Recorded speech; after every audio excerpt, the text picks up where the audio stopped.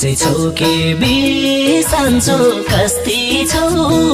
फेरि आऊ कि पहिलाकै जस्ती छौ आफूसँग आफै हारे म मैले घामलाई सोधिन कि जुनुलाई सोधिन अब कसलाई सोधौ उनको बारेमा मैले घामलाई सोधिन कि जुनुलाई सोधिन अब कसलाई सोधौ उनको बारेमा